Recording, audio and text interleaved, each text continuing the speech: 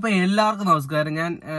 നിങ്ങൾ ആദ്യം തന്നെ ഒരു കാര്യം മനസ്സിലാക്കണം. ഞാൻ ഒരു സ്ഥാപനത്തിനെയോ ആരെയോ ഇൻസൾട്ട് ചെയ്യാൻ വേണ്ടിയോ അവമാനിക്കാനോ വേണ്ടി ചെയ്യുന്നതല്ല.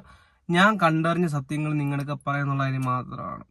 ഞാൻ റീസെൻ്റ്ലി ഒരു മൈക്രോ ഫിനാൻസിൽ കയറി. നേരത്തെ ഒരു മൈക്രോ ഫിനാൻസ് ഉണ്ടായിരുന്നു. നിങ്ങൾ ആരും മൈക്രോ ഫിനാൻസുകളിൽ നിന്ന് പൈസ കടം മേടിക്കരുത്.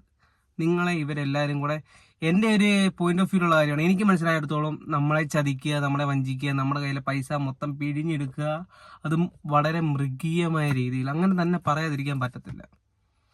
കാരണം മറ്റൊന്നും കൊണ്ടല്ല, ഇപ്പം ഒരു മിഡിൽ ക്ലാസ്, ഇപ്പം ഞാനൊരു മിഡിൽ ക്ലാസ്സിലൊരാളാണ്. എൻ്റെ അമ്മ മൈക്രോ ഫിനാൻസിന് ലോൺ എടുത്തിട്ടുണ്ട്. അതുപോലെയുള്ള ഈ പാവപ്പെട്ട അമ്മമാരായിരിക്കും ഈ മൈക്രോ ഫിനാൻസിന് ലോൺ എടുക്കുന്ന പകുതി മുക്കാൽ ആൾക്കാരും. കാരണം അവരുടെ അവസ്ഥ കൊണ്ട് എടുത്തു പോകുന്നതാണ്. നിങ്ങളൊരു കാര്യം മനസ്സിലാക്കണം. നിങ്ങൾ ഒരു നേരം വരുന്നുണ്ട്, 2 ദിവസം അല്ലെങ്കിൽ 3 ദിവസം, ഒരാഴ്ച ആഹാരം കഴിച്ചില്ലെങ്കിൽ പോലും, പട്ടിണിയാണെങ്കിൽ പോലും ഇതിനകത്തൊന്നും നിങ്ങളെ ലോൺ എടുക്കരുത്. ഞാൻ ആസ് എ റിക്വസ്റ്റ് ഞാൻ പറയുവാണെങ്കിൽ എടുക്കരുത്. കാരണം കറക്റ്റ് എക്സ്പ്ലനേഷൻ ഉൾപ്പെടെ ഞാൻ പറഞ്ഞുതരാം. ഇതിനകത്തുനിന്ന് ലോൺ എടുത്തുകൊണ്ട് നിങ്ങൾക്ക് വലിയ പ്രയോജനമുണ്ടെന്ന് എനിക്ക് വ്യക്തിയായിട്ട് തോന്നുന്നില്ല. നമ്മളെ കൊണ്ട് ഒരു ആവശ്യവുമില്ലാത്ത സാധനങ്ങൾ നിർബന്ധിച്ച് പർച്ചേസ് ചെയ്യിപ്പിക്കുന്ന പോലെ എനിക്ക് പേഴ്സണലി ഫീൽ ആയത്. വീട്ടിൽ ഫാനുണ്ട്, AC ഉണ്ട്. നിങ്ങൾ ലോൺ എടുക്കും, നിങ്ങൾക്ക് ടവർ ഫാൻ ഇതിൻ്റെ കൂടെ ഉള്ളതാണ്.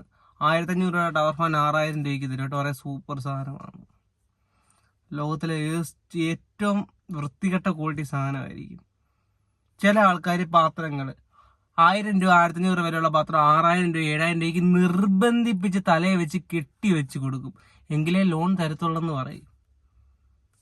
എന്താവശ്യത്തിന്? ഇതൊന്നുമല്ല ഈ പാവപ്പെട്ട ആൾക്കാർ, ഒരു ഗതിയും പരഗതിയും ഇല്ലാത്തവരെ പച്ചക്കറിയാണ് ഞാൻ പോയി. കാരണം നല്ല ഒരു വീട്, ഒരു ജസ്റ്റ് എന്ന് പറഞ്ഞ ഒരു മാർഗമില്ലത്തര ലോൺ എടുക്കുന്നത്. എന്നിട്ട് അവർക്ക് വേണ്ടി പുതിയ സാധനങ്ങൾ മേടിക്കാനുള്ള പല സാധനങ്ങൾ കാർഡുകളായിട്ടും പിന്നെ ഷോപ്പിംഗ് കോംപ്ലക്സുകളായിട്ടൊക്കെ തരും. അവിടെ ചെന്ന കസ്റ്റമേഴ്സ് എൻ്റെ അടുക്ക വ്യക്തിപരമായിട്ട് പറഞ്ഞ കാര്യം എന്ന് പറയുകയാണെന്നുണ്ടെ, മോനേടാ, ആവറേജ് കൂട്ടിയ സാധനം കൊല്ലുന്ന വിലയ്ക്ക്, ഇതൊന്നുമല്ല തള്ളുന്ന തള്ളു. നിങ്ങൾ ആരും ദൈവത്തെ ഓർത്ത് ഈ മൈക്രോ ഫിനാൻസ് എന്ന് പറഞ്ഞ സ്കാമിനകത്ത് പോയി പെടാതിരിക്കുക. നിങ്ങളുടെ കുടുംബത്തിൻ്റെ, നിങ്ങളുടെ ഭർത്താവാണെന്നുണ്ടെങ്കിലും നിങ്ങളുടെ മക്കളാണെങ്കിലും കഷ്ടപ്പെട്ടുണ്ടാക്കുന്ന പൈസ മൊത്തം ഒരു പോക്ക് പോകുന്ന ഈ കോപ്പിനകത്തൂടെ. എനിക്ക് അത്രേ നിങ്ങൾക്ക് പറയാനുള്ളൂ. ഇതിൻ്റെ ബാക്കിയുള്ളൊരു കണ്ടിന്യൂവേഷൻ വീഡിയോസ് വരും. കാരണം എനിക്ക് എൻ്റെ എക്സ്പീരിയൻസ് കുറേ കാര്യങ്ങൾ നിങ്ങളോട് ഷെയർ ചെയ്യാറുണ്ട്. നിങ്ങൾ ഇനിയും സ്കാമിനകത്ത് പെടാൻ ചാൻസ് ഉണ്ട്. നിങ്ങൾ സ്റ്റേ ട്യൂൺഡായിട്ടിരിക്കുക.